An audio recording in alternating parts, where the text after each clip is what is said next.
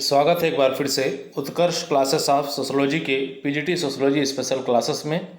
आज आप देखेंगे अभ्यास प्रश्न पत्र प्रैक्टिस क्वेश्चन पेपर सेट 23 का पार्ट 2। इससे पहले पार्ट 1 आपको उपलब्ध करवाया जा चुका है। आज हम पार्ट 2 आपको उपलब्ध करवा रहे हैं, जिसमें कुल 60 प्रश्न आपको उपलब्ध करवाए जा रहे हैं।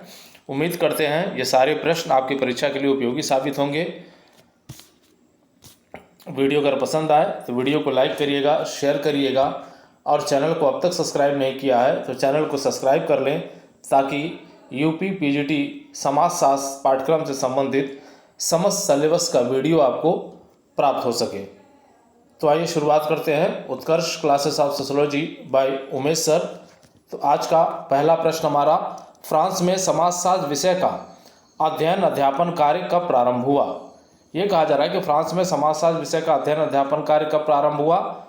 ए सन 1876, बी सन 1879, सी सन 1889 और डी सन 1907। तो यहाँ पे आप देखिए, फ्रांस में समाजशास्त्र का जन्म होता है सन 1838 में अगस्त काउंट के द्वारा, लेकिन यहाँ अध्ययन अध्यापन का कार्य शुरू होता है 1889 में।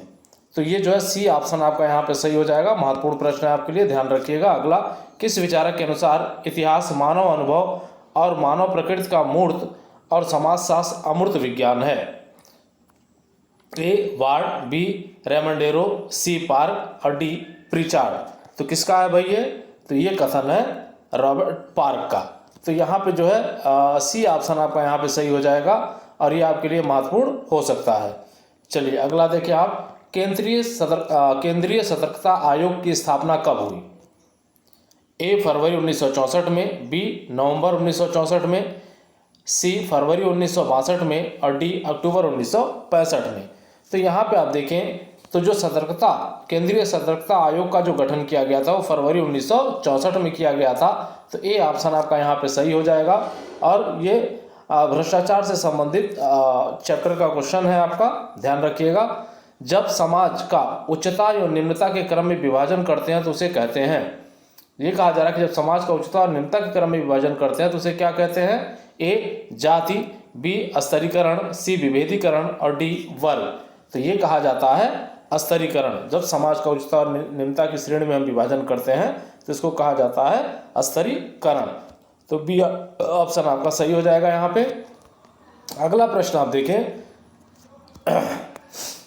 किसका कथन है कि जब सदस्यों के बीच सम्मुखी संपर्क नहीं होता है तो उसे द्वितीयक समूह कहते हैं। यह कहा जा रहा है कि जब सदस्यों के बीच सम्मुखी या आमने सामने के संबंध नहीं होते हैं तो उसे द्वितीयक समूह कहते हैं। ए मैकैबर एवं पेज, बी आगमन एवं निमकाव, सी मजुमदार एवं मदान और डी श्रीनिवास।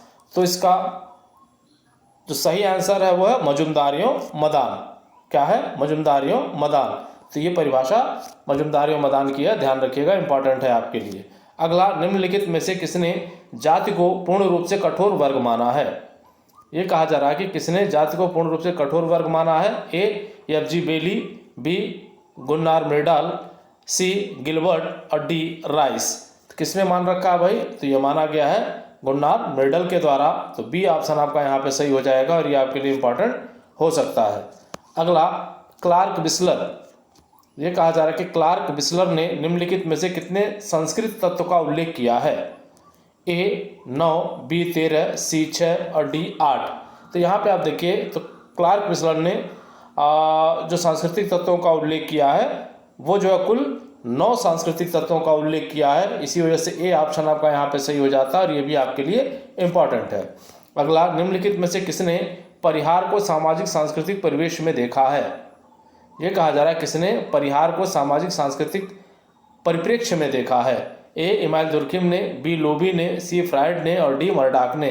तो किसने देख रखा है भाई? तो ये देख रखा है लोबी ने। तो बी ऑप्शन आपका सही हो जाएगा और ये इंपॉर्टेंट हो जाएगा, नातेदारी से संबंधित प्रश्न है ये। अगला, निम्नलिखित में से धर्म। ये कहा जा रहा है कि निम्नलिखित में से धर्म क्या है भाई। ए आत्मा की अमरता में विश्वास, बी आदर्श लक्ष्यों की खोज, सी मोक्ष प्राप्त की एक विधि और डी अलौकिक शक्ति में विश्वास। तो यहाँ पे आप देखिए, धर्म के बारे में टायलर ने कहा था कि धर्म अलौकिक शक्तियों में विश्वास है। तो डी ऑप्शन आपका यहाँ पे सही हो जाएगा। तो 74 का डी पे आप टिक लगा लीजिएगा। अगला, निम्नलिखित में से कौन सा कथन सही है? ए, एक समिति आंशिक है जबकि समुदाय पूर्ण है। एक समिति आंशिक है जबकि समुदाय पूर्ण है। बी, समिति की सदस्यता ऐच्छिक है जबकि समुदाय की सदस्यता अनिवार्य है। सी, समुदाय के अंतर्गत समिति एक समूह है। समुदाय के अंतर्गत समिति एक समूह है। और डी, उक्त सभी कथन सत्य हैं।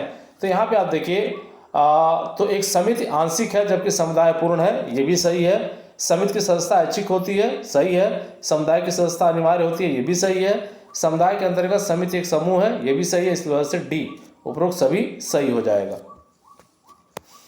अगला देखें, उद्विकास। कहा जा रहा है कि उद्विकास पदार्थ का समन्वय तथा उससे संबंधित गति है जिसके दौरान कोई तत्व एक निश्चित तथा असंबद्ध समानता से निश्चित और संबद्ध भिन्नता में बदल जाता है। यह परिभाषा किसकी है? तो यहाँ पे आप देखिए, ये बहुत ही महत्वपूर्ण परिभाषा है और ये परिभाषा दी गई है स्पेंसर के द्वारा। तो ए ऑप्शन आपका यहाँ पे सही हो जाएगा। और भी ऑप्शन मोस्का, हेराक्लिटस और निश्चय दिए गए हैं, लेकिन ये जो परिभाषा है हर्बर्ट स्पेंसर की परिभाषा और बहुत ही इंपॉर्टेंट परिभाषा है और ये बार बार परीक्षाओं में पूछा जाता है। अगला देखें, निम्नलिखित में से पुरुषार्थों का सही क्रम है। ये कहा जा रहा है कि पुरुषार्थों का सही क्रम कौन सा है? तो आप ये जानते हैं, धर्म, अर्थ, काम और मोक्ष। तो जहाँ भी आपको धर्म, अर्थ, काम और मोक्ष मिलेगा उसको आप सही करेंगे। ए में कह रहा है धर्म, अर्थ, मोक्ष और काम, नहीं सही है। बी में कहा जा रहा है अर्थ, नहीं सही है, अर्थ पहले आ गया यहाँ पे।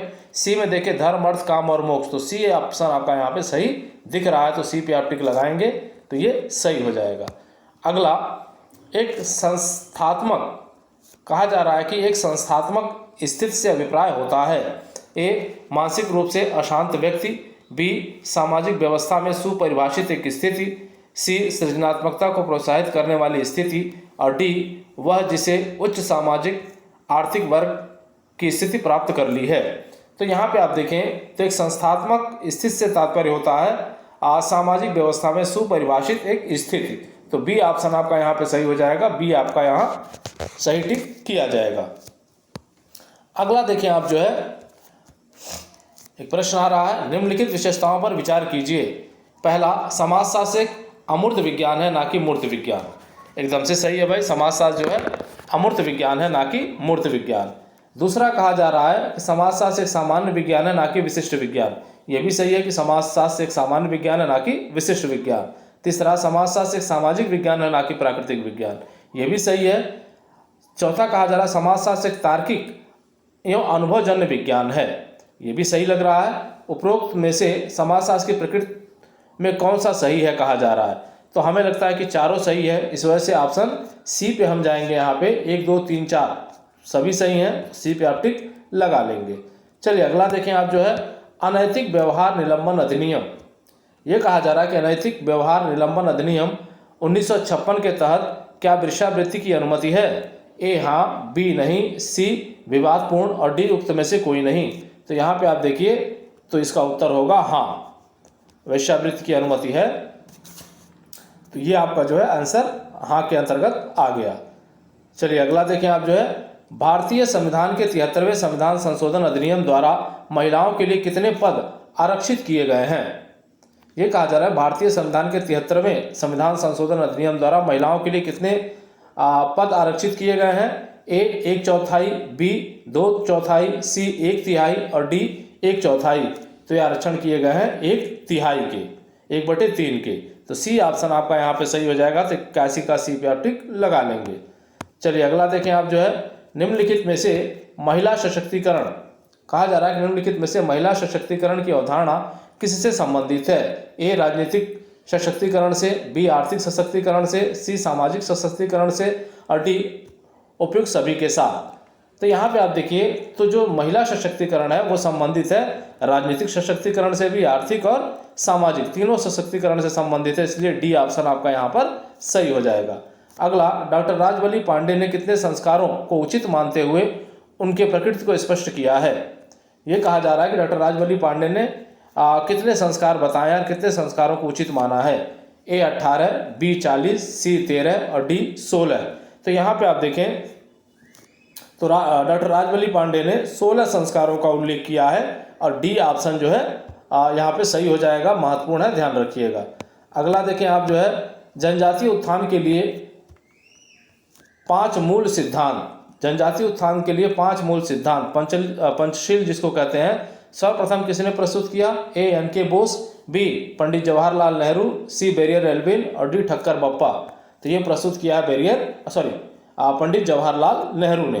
तो बी ऑप्शन पे आप टिक लगाएंगे तो ये आपका सही हो जाएगा। ध्यान दीजिएगा, पंडित जवाहरलाल नेहरू 5 मूल सिद्धांत या पंचशील सिद्धांत दे रखा है जनजातियों के उत्थान के लिए।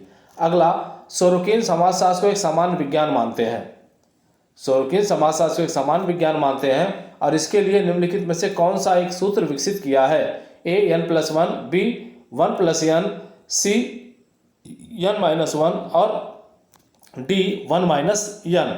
तो यहाँ पे आप देखिए तो इन्होंने जो है n+1 का सूत्र विकसित किया है, n+1 का सूत्र इसमें विकसित किया है। तो ए ऑप्शन आपका यहाँ पर सही हो जाता है। चलिए आगे बढ़ते हैं। निम्नलिखित में से समाजीकरण की प्रमुख विशेषता है।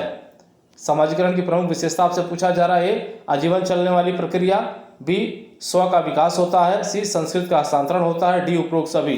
तो यहाँ पे आप देखिए तो आजीवन चलने वाली प्रक्रिया समाजीकरण से स्व का विकास भी होता है, संस्कृत का हस्तांतरण भी होता है। इस वजह से डी ऑप्शन आपका यहाँ पे सही हो जाएगा। तो डी पे आप टिक लगा लेंगे। अगला, निम्नलिखित में से समाजीकरण की प्रथम अवस्था है। कहा जा रहा है कि समाजीकरण की प्रथम अवस्था कौन सी है? ए आइडियल अवस्था, बी शौच अवस्था, सी मौखिक अवस्था या मौखिका अवस्था और डी किशोरा अवस्था। तो यहाँ समाजीकरण की जो प्रथम अवस्था होती है वो मौखिका अवस्था की होती है। तो सी ऑप्शन आपका यहाँ पर सही हो जाएगा। क्या होगा यहाँ पे? सी सही हो जाएगा। अगला देखें आप जो है निम्नलिखित में से विराट पुरुष, ये कहा जा रहा है कि निम्नलिखित में से विराट पुरुष के किस अंग से ब्राह्मण वर्ण की उत्पत्ति हुई है? ए मुख से, बी भुजा से, सी उदर या जंघे से और डी चरण से। तो यहाँ पे आप देखिए ब्राह्मण की जहाँ तक बात है इनकी उत्पत्ति जो है मुख से मानी जाती है। इस वजह से ए ऑप्शन आपका यहाँ पे सही हो जाता है। क्षत्रिय का भुजाओं से, वैश्य का उदर या जंघे से और शूद्र का चरण से माना जाता है। चलिए अगले प्रश्न की तरफ बढ़ते हैं हम जो है। निम्नलिखित में से वर्ण शब्द के संभावित शाब्दिक अर्थ निकलते हैं। ये कहा जा रहा है कि वर्ण शब्द के संभावित शाब्दिक अर्थ क्या निकलते हैं? ए वर्ण करना या चुनना, बी रंग, सी वृत्त या अनुरूप या गुण और डी उपरोक्त सभी। तो यहाँ पे आप देखिए वर्ण शब्द का अर्थ जो है वो वर्ण करने से भी है, रंग से भी है और वृत्त या गुण से भी है। तो इसी वजह से डी ऑप्शन यहाँ पे सही हो जाता। डी पे आप टिक लगा लीजिएगा। चलिए ठीक है, आगे बढ़ते हैं हम लोग। सामाजिक नियंत्रण का एक सशक्त माध्यम निम्नलिखित में से कौन सा है? यह कहा जा रहा है कि सामाजिक नियंत्रण के सशक्त माध्यम निम्नलिखित में से कौन सा है? ए पुरस्कार, बी दंड, सी सामाजिकरण और डी शिक्षा। तो इस प्रश्न के लिए जो सही जवाब है आपका वो है सामाजिकरण। सामाजिक नियंत्रण का एक सशक्त माध्यम है सामाजिकरण। तो ये हो गया आपका 90 का सी। अगला देखें आप जो है किसका कथन है कि एक सीमित क्षेत्र में सामाजिक जीवन के संपूर्ण संगठन को समुदाय कहा जाता है। अभी पूछा जा रहा है कि परिभाषा किसका, ये कथन किसका है कि एक सीमित क्षेत्र में सामाजिक जीवन के संपूर्ण संगठन को समुदाय कहा जाता है? ए जिन्सबर्ग, बी आगमन एवं निमकाफ, सी किंग्सले डेविस और डी मैक्स वेबर। तो ये जो उत्तर सही है इसका वो है आगमन एवं निमकाफ का है। तो बी ऑप्शन आपका सही है और ये आपके लिए इंपॉर्टेंट हो सकता है। अगला जो है निम्नलिखित में से कौन सा परिवर्तन संवर्धन आंदोलन नहीं है? ए महिला मुक्ति आंदोलन, बी दलित आंदोलन, सी आरक्षण विरोधी आंदोलन और डी साक्षरता आंदोलन। तो यहाँ पे संवर्धन आंदोलन नहीं कहा जा सकता आरक्षण विरोधी आंदोलन को। इस वजह से सी ऑप्शन आपका यहाँ पर सही हो जाएगा। तो 92 का सी पे आप टिक लगा लेंगे। अगला, मैकआवर एवं पेज के अनुसार राज्य के लिए निम्नलिखित में से क्या सत्य है?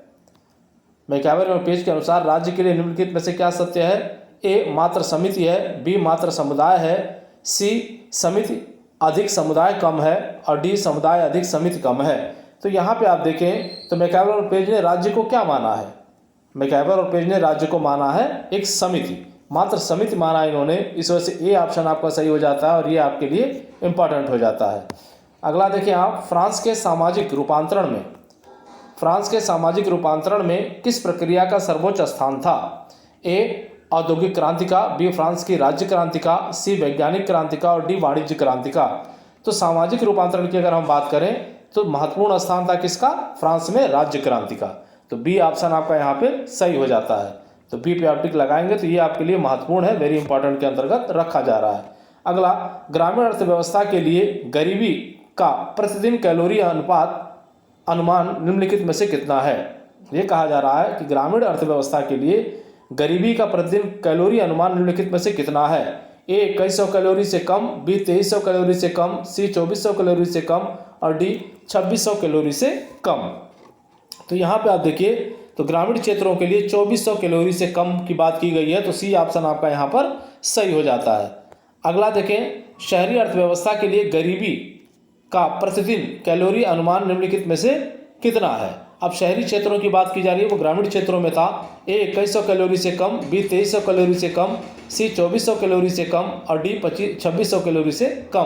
तो यहाँ पे आप देखिए तो प्रतिदिन शहरी अर्थव्यवस्था के अंतर्गत 2100 कैलोरी से कम अगर उसको ऊर्जा मिल रही है तो वो गरीब है। तो ए ऑप्शन आपका यहाँ पर सही हो जाएगा। चलिए अगले पे चलते हैं। तो यहाँ देखें अगला प्रश्न हमारा, संवैधानिक आधार पर अनुसूचित जाति, अनुसूचित जनजाति एवं अन्य पिछड़ा वर्ग के आरक्षण का सही प्रतिशत है? ए अनुसूचित जाति 17%, जनजाति 7.5%, अन्य पिछड़ा वर्ग 27%, बी अनुसूचित जाति 15%, जनजाति 8.5% और अन्य पिछड़ा वर्ग 27%, सी अनुसूचित जाति 15%, जनजाति 7.5% और अन्य पिछड़ा वर्ग 27% और डी अनुसूचित जाति 15%, जनजाति 7.5% या अन्य पिछड़ा वर्ग 32%। तो यहाँ पे संवैधानिक आधार पर जो अनुसूचित जाति, अनुसूचित जनजाति और अन्य पिछड़ा वर्ग को जो आरक्षण दिया गया है वो अनुसूचित जाति के लिए 15% दिया गया है, जनजाति के लिए 7.5% दिया गया है और पिछड़ा वर्ग के लिए जो है 27% दिया गया है। और ये आपको दिखाई दे रहा है ऑप्शन सी पे। तो सी ऑप्शन पे आप टिक लगाएंगे तो ये आपका जो है सही हो जाएगा। अनुसूचित जाति 15, जनजाति 7.5 और पिछड़ा वर्ग 27%। चलिए अगला देखिए आप, निम्नलिखित में से सामाजिक परिवर्तन का मुख्य स्रोत है। ये कहा जा रहा है कि निम्नलिखित में सामाजिक परिवर्तन का मुख्य स्रोत कौन सा है? ए आविष्कार, इच्छा, प्रसार और सामंजस्य, बी आविष्कार, सामर्थ्य, प्रसार और सामंजस्य, सी आविष्कार, शक्ति, प्रसार और सामंजस्य और डी आविष्कार, संचय, प्रसार और सामंजस्य। तो यहाँ देखें सामाजिक परिवर्तन के मुख्य स्रोत के रूप में जो है अकबर ने जो है 4 प्रमुख कारकों का उल्लेख किया था, जिसमें इन्होंने कहा था कि आविष्कार है, संचय है, प्रसार है और सामंजस्य है। और ये दिया गया है आपके डी ऑप्शन पे। तो डी पे आप टिक लगाएंगे तो ये सही हो जाएगा, इंपॉर्टेंट है आपके लिए। अगला देखिए आप, निम्नलिखित में से आश्रम व्यवस्था के चारों आश्रमों का व्यवस्थित रूप किसमें देखने को मिलता है? ये कहा जा रहा है कि निम्नलिखित में से आश्रम व्यवस्था के चारों आश्रमों का सुव्यवस्थित रूप किसमें देखने को मिलता है? ए जवाल उपनिषद, बी छंदोग उपनिषद, सी मनुस्मृति और डी ब्राह्मण ग्रंथ। तो यहाँ पे आप देखिए तो चारों आश्रमों का जो सुव्यवस्थित रूप देखने को मिलता है वो देखने को मिलता है जवाल उपनिषद में। इस वजह से ए ऑप्शन आपका सही हो जाता है और ये आपके लिए इम्पॉर्टेंट हो जाता है। चलिए अगला देखें आप, जब कोई व्यक्ति, ये कहा जा रहा है कि जब कोई व्यक्ति समुदाय के लिए यज्ञ कराने हेतु किसी ब्राह्मण को किराए पर लेता है और उसका संरक्षण प्रदान करता है तो किराए पर लिए गए ब्राह्मण को किस उपाधि से विभूषित किया जाता है? ये कहा जाता है कि हम ब्राह्मण को यज्ञ, हवन या पूजा पाठ करने के लिए अपने यहाँ जब बुलाते हैं तो ब्राह्मण को किस उपाधि से विभूषित किया जाता है? क्या कहा जाता है? ए जजमान, बी कामिन, सी विद्वान और डी आचार्य। अक्सर इसमें कन्फ्यूज़न हो जाता है, हम जजमान पे लगा देते हैं लेकिन वो होते कौन है? कामिन कहे जाते हैं। तो बी ऑप्शन आपका जो है वो सही हो जाता है। तो ये महत्वपूर्ण है आपके लिए, ध्यान रखिएगा। अगला, साधारणतया निम्न जातियों के कामिन को निम्नलिखित में से और किस नाम से जाना जाता है? यदि कोई निम्न जाति का व्यक्ति अपने यहाँ ब्राह्मण को बुलाता है पूजा पाठ या अन्य कार्यक्रम संपन्न करवाने के लिए तो उसको कामिन के अतिरिक्त क्या कहा जाता है? कामिन तो कॉमन नेम है कहा जाता है, लेकिन अगर वो निम्न जाति के यहाँ जाता है तो क्या कहा जाएगा? ए प्रजा, बी पवनी, सी परिजन और डी उपरोक्त सभी। तो यहाँ पे आप देखिए जब वो निम्न जाति के यहाँ जाएगा कामिन तो उसको प्रजा भी कहा जा सकता है, पवनी भी कहा जा सकता है और परिजन भी कहा जा सकता है। इसलिए डी सही हो जाएगा, उपरोक्त सभी। तो 101 का डी सही हो जाएगा यहाँ पे। अगला देखें आप, उसी से संबंधित है, ध्यान दीजिएगा। साधारणतया उच्च जाति ब्राह्मण के कामिन को निम्नलिखित में से और किस नाम से जाना जाता है? जब किसी ब्राह्मण के घर ही कोई उच्च जाति या किसी ब्राह्मण के घर ही कोई ब्राह्मण जाता है कामिन के रूप में, तब उसे क्या कहा जाता है? तो ए पंडित, बी पुरोहित, सी भाट और डी उपरोक्त सभी। तो यहाँ पे आप देखिए, तो ऐसे कामिन को जो उच्च ब्राह्मणों के घर में जाता है, उच्च जातियों के घर में जाता है, उसको जो पंडित कहा जा सकता है, पुरोहित कहा जा सकता है, भाट कहा जा सकता है। इस वजह से उपरोक्त तीनों, डी ऑप्शन आपका यहाँ पर सही हो जाता है। अगला, ग्रामीण और नगरीय समुदाय में भेद करने के लिए सही आधार क्या है? ए एकाकी परिवार, बी सामाजिक संबंध, सी वर्ग पृथकीकरण और डी अतिरिक्त साधन। तो यहाँ पे आप देखिए, चूंकि हम समाजशास्त्र के विद्यार्थी हैं, इसलिए हम जो अंतर करेंगे वो सामाजिक संबंधों के आधार पर करेंगे। इस वजह से बी ऑप्शन आपका सही हो जाता है और ये आपके लिए इम्पॉर्टेंट हो जाता है। अगला, पंचायती राज। ये कहा जा रहा है कि पंचायती राज संस्थाओं को संवैधानिक दर्जा कब प्राप्त हुआ? कहा जा रहा है कि पंचायती राज संस्थाओं को संवैधानिक दर्जा कब प्राप्त हुआ? ए 71वें संविधान संशोधन 1992 में, बी 86वें संविधान संशोधन अधिनियम 2002 में, सी 73वां संविधान संशोधन अधिनियम 1992 में और डी 72वां संविधान संशोधन अधिनियम 1992 में। तो किसमें जो है पंचायती राज संस्थाओं को संवैधानिक दर्जा दिया गया? तो ये दिया गया था 73वां संविधान संशोधन 1992। तो ये जो है सी ऑप्शन आपका यहाँ पे सही हो जाएगा और ये आपके लिए महत्वपूर्ण हो सकता है। अगला देखें आप, उत्तर प्रदेश शासन द्वारा उत्तर प्रदेश राज्य महिला आयोग अधिनियम 2001 के तहत उत्तर प्रदेश राज्य महिला आयोग का गठन कब किया गया? इसका मतलब है कि उत्तर प्रदेश शासन द्वारा उत्तर प्रदेश राज्य महिला आयोग का गठन कब किया गया? ए 2002 में, बी 2001 में, सी 2005 में और डी 2000 में। तो ये किया गया वर्ष 2002 में। तो ए ऑप्शन आपका सही हो जाएगा और ये आपके लिए इंपॉर्टेंट हो जाएगा। तो 105 का ए। चलिए अगले प्रश्न की तरफ बढ़ते हैं हम। तो यह है, धर्म की उत्पत्ति के प्रकारवादी सिद्धांत के प्रवर्तक हैं। धर्म की उत्पत्ति के प्रकारवादी सिद्धांत के प्रवर्तक ए रेटक्लिफ ब्राउन, बी मेलिनोवस्की, सी कोहन और डी ए और बी दोनों। तो यहाँ पे आप देखें, तो धर्म की उत्पत्ति का जो प्रकारवादी सिद्धांत दिया है वो रेटक्लिफ ब्राउन और मेलिनोवस्की दोनों संबंधित है उससे। इस वजह से डी ऑप्शन आपका यहाँ पे सही हो जाता है। डी को आप टिक लगा लेंगे। तो 106 का डी। चलिए अगले प्रश्न पे चलते हैं। निम्नलिखित में से समाजशास्त्र का जन्म स्थान कौन सा है? ये कहा जा रहा है कि समाजशास्त्र का जन्म स्थान कौन सा है? A Italy, B Germany, C France और डी इंग्लैंड। तो आप जानते हैं इस बात को, और वो है फ्रांस सी। तो सी ऑप्शन पे आप टिक लगा लेंगे, बहुत ही इंपॉर्टेंट है ये, ध्यान रखिएगा। अगला जो है, निम्नलिखित में से किसने जाति को पूर्ण रूप से कठोर वर्ग माना है? तो ये क्वेश्चन एक बार फिर से रिपीट हुआ है और वो है गुरनार मृडाल। तो बी ऑप्शन आपका यहाँ पे सही हो जाएगा। 108 का किस पे टिक लगाएंगे आप जो है? तो 108 का टिक लगाएंगे बी पे। चलिए अगले प्रश्न की तरफ बढ़ते हैं। निम्नलिखित में से कर्म की अवधारणा किससे संबंधित है? ये कहा जा रहा है कि निम्नलिखित में से कर्म की अवधारणा किससे संबंधित है? ए प्रारब्ध से, बी कर्म फल से, सी पुनर्जन्म से और डी उपरोक्त सभी से। तो यहाँ पे आप देखिए, कर्म की अवधारणा जो है प्रारब्ध, कर्मफल और पुनर्जन्म सभी से संबंधित है। इसलिए 109 का डी आपका सही हो जाता है और ये आपके लिए इंपॉर्टेंट हो जाता है। अगला देखिए, संदर्भ समूह व्यवहार का परिणाम है। ये कहा जा रहा है कि संदर्भ समूह व्यवहार का क्या परिणाम है? ए सामाजिक संघर्ष, बी सामाजिक सहयोग, सी सामाजिक गतिशीलता और डी सामाजिक विचलन। तो संदर्भ समूह व्यवहार का जो परिणाम होता है वो होता है सामाजिक गतिशीलता का। तो सी ऑप्शन आपका सही हो जाएगा और ये आपके लिए इंपॉर्टेंट है। अगला, संस्कृति शब्द का वैज्ञानिक और औपचारिक अर्थों में प्रयोग निम्नलिखित में से किस विचारक ने किया है? संस्कृति शब्द की बात हो रही है। तो यहाँ पे देखिए, हर्स्कोविट्स, मैकाइवर-योपेज, सी पे लाबेल और डी पे टायलर। तो यहाँ टायलर का नाम आता है। इन्होंने ही संस्कृत शब्द का वैज्ञानिक और औपचारिक अर्थों में प्रयोग करना प्रारंभ किया था। तो डी ऑप्शन पे आप यहाँ टिक लगाएंगे तो ये आपका सही हो जाएगा। अगला, निम्नलिखित में से कौन सा हिंदू संस्कार का उद्देश्य नहीं है?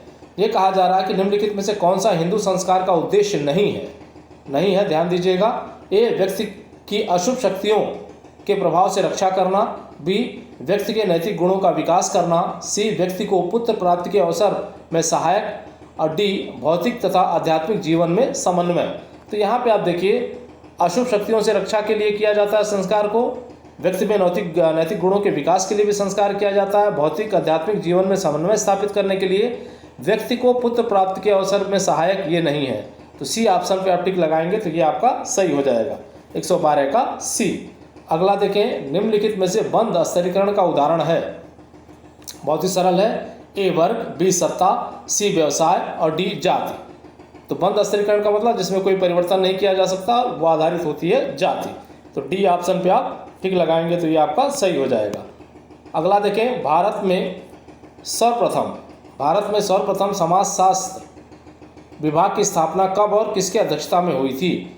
ए सन 1919 पैट्रिक गिट्स, बी सन 1924 डॉक्टर घुरिये, सी सन 1917 ब्रिजेंद्र नाथ सील और डी सन 1928 इरावती कर्वे। तो यहाँ पे आप देखिए, तो सर्वप्रथम समाजशास्त्र विभाग की स्थापना जो हमारे यहाँ सन 1919 में हुई थी और उस समय पैट्रिक गिट्स के नेतृत्व में हुआ था। इस वजह से ए ऑप्शन आपका सही हो जाता है और हमेशा के लिए ये इंपॉर्टेंट में रखा जाता है। अगला, व्यक्ति के सामाजिकरण को सामाजिक संचरण के अतिरिक्त निम्नलिखित में से कौन प्रभावित करता है? ए जननिक संचरण, बी पीढ़ीगत संचरण, सी ए और बी दोनों और डी उक्त में से कोई नहीं। तो यहाँ देखिए, सामाजिकरण में सामाजिक संचरण के अतिरिक्त जो है जननिक संचरण भी क्या करता है? व्यक्ति के व्यवहार को प्रभावित करता है। इसका मतलब कि माता पिता से प्राप्त होने वाले जो क्रोमोसोम्स हैं वो भी जो है व्यक्ति के व्यवहार और विचार को प्रभावित करते हैं। चलिए अगला देखें आप, मनोविज्ञान की कौन सी शाखा समाजशास्त्र से सबसे निकट है? यह कहा जा रहा है कि मनोविज्ञान की कौन सी शाखा समाजशास्त्र के सबसे निकट है? ए सामाजिक मानवशास्त्र, बी सामाजिक मनोविज्ञान, सी सामाजिक विज्ञान और डी सामाजिक अंतःक्रिया विज्ञान। तो इसको हम मान के चलते हैं सामाजिक मानवशास्त्र, ये जो है सबसे निकट से संबंधित है समाजशास्त्र से। तो 116 का क्या हो जाएगा आपका?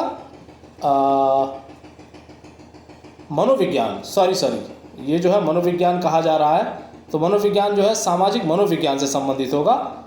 एक बार आप इसको जो है करेक्शन कर लीजिएगा फिर से। मनोविज्ञान की कौन सी शाखा समाजशास्त्र से निकट से संबंधित है? तो यहाँ ऑप्शन में आ जाएगा आपका क्या? सामाजिक मनोविज्ञान। तो बी पे आप टिक लगाइएगा। अगला, मोक्ष प्राप्ति के लिए निम्नलिखित में से क्या आवश्यक है? ये कहा जा रहा है कि मोक्ष प्राप्ति के लिए निम्नलिखित में से क्या आवश्यक है? ए भोग विलास का त्याग, बी समाज का त्याग, सी अज्ञानता का त्याग और डी लोभ तथा माया का त्याग। तो यहाँ पे आप देखें तो ये सही है, इसके लिए सही होगा अज्ञानता का त्याग। तो सी ऑप्शन पर टिक लगाएंगे तो ये सही हो जाएगा और ये आपके लिए इंपॉर्टेंट हो सकता है। अगला देखिए, अंतर्राष्ट्रीय भ्रष्टाचार विरोधी दिवस कब मनाया जाता है? अंतर्राष्ट्रीय भ्रष्टाचार विरोधी दिवस कब मनाया जाता है? ए 9 दिसंबर को, बी 10 दिसंबर को, सी 8 मार्च को और डी 5 जून को। तो यहाँ पे आप देखिए तो 9 दिसंबर को ये मनाया जाता है अंतर्राष्ट्रीय भ्रष्टाचार विरोधी दिवस। तो ए ऑप्शन आपका सही हो जाएगा और ये आपके लिए इंपॉर्टेंट हो सकता है। तो 118 का ए। अगला, प्राथमिक रूप से संस्थाएं किसके चारों ओर केंद्रित होती हैं? प्राथमिक रूप से संस्थाएं किसके चारों ओर केंद्रित होती हैं? ए मूलभूत आवश्यकता, कुछ मूलभूत आवश्यकता, बी कुछ मूलभूत मानवीय संस्कृति, सी कुछ मूलभूत मानवीय इच्छाएं और डी कुछ मूलभूत मानवीय सुख। तो ये जो संस्थाएं होती हैं प्राथमिक रूप से वो केंद्रित होती हैं कुछ मूलभूत मानवीय इच्छाओं के इर्द गिर्द। इस वजह से सी ऑप्शन आपका यहाँ पर सही हो जाता है। अगला, अस्पृश्यता अपराध अधिनियम में संशोधन कर उसका नाम नागरिक अधिकार संरक्षण अधिनियम कब कर दिया गया? ए सन 1975 में, बी सन 1977 में, सी सन 1976 में और डी सन 1965 में। तो कब परिवर्तित कर दिया गया भाई? 1955 में लागू किया गया था, लेकिन इसको परिवर्तित कब किया गया? तो ये किया गया 1976 में।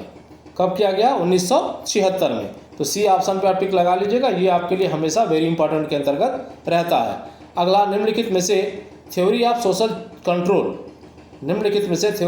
कंट्रोल पुस्तक के लेखक हैं या लेखक हैं? ए आगमन योनिमका, बी पीएच लैंडिस, सी लेपियर और डी फीचर। तो यहाँ पे आप देखें तो ये जो पुस्तक लिखी गई थी थ्योरी ऑफ सोशल कंट्रोल, वो लिखी गई है लेपियर के द्वारा। तो सी ऑप्शन आपका सही हो जाएगा और ये आपके लिए वेरी इंपॉर्टेंट है। अगला देखिए आप, निम्नलिखित में से किसमें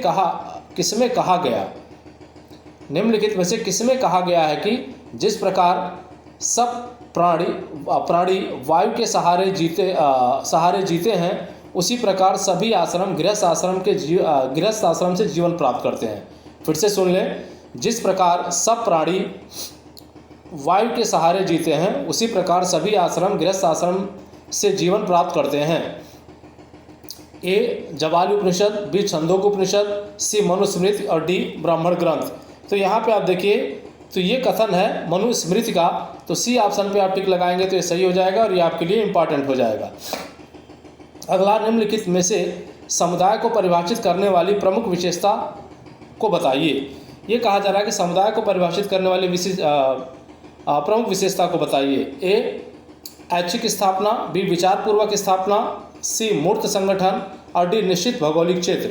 तो यहाँ पे आप देखिए, किसी भी समुदाय की जो एक प्रमुख विशेषता होती है वो हम की भावना और निश्चित भौगोलिक क्षेत्र होता है, और वो दिया गया है डी पर, निश्चित भौगोलिक स्थिति या क्षेत्र। तो ये आपके लिए इम्पॉर्टेंट हो सकता है, तो डी पे आप टिक लगा लेंगे। अगला देखें, अगला आपका क्वेश्चन है 24 का हो गया संभवतः, 23 का आपका क्या था, डी था। 24 पे हम चलते हैं। ग्रामीण और नगरीय समुदाय में भेद बनाने के लिए सही आधार क्या है। ये कहा जा रहा है कि ग्रामीण और नगरीय समुदाय में भेद बनाने के लिए सही आधार क्या है। ये क्वेश्चन फिर से रिपीट हुआ है, सॉरी फॉर दैट। सामाजिक संबंध आ जाएगा यहाँ पे, बी ऑप्शन आपका यहाँ पे सही हो जाएगा। चलिए अगले प्रश्न पे हम देखते हैं। देवर भाभी, जीजा साली, साले बहनोई, ननद भौजाई आदि के बीच किस प्रकार का संबंध होता है। ए परिहार, बी परिहास, सी प्रत्यक्ष और डी घनिष्ठ। तो यहाँ देखिए, मजाकिया संबंध होता है, परिहार का संबंध होता है, इस वजह से बी ऑप्शन आपका यहाँ पर सही हो जाएगा। तो ये आपका 125 क्वेश्चन रहे आपके, जो आपको उपलब्ध करवाए गए। इस प्रैक्टिस सेट के अंतर्गत लगभग कुल 4 प्रश्न ऐसे हैं जो रिपीट हो गए हैं, उसके लिए खेद है। फिलहाल ये इसके उत्तर उपलब्ध करवाए गए हैं। उम्मीद करते हैं कि ये वीडियो आपके लिए उपयोगी साबित होगा। वीडियो अगर उपयोगी साबित हो, वीडियो अगर अच्छा लगे तो वीडियो को शेयर करिएगा, लाइक करिएगा, और चैनल को अब तक सब्सक्राइब नहीं किया है तो चैनल को सब्सक्राइब कर लें, ताकि आने वाले वीडियोज़ के नोटिफिकेशन आपको मिलते रहें। जय हिंद, जय भारत।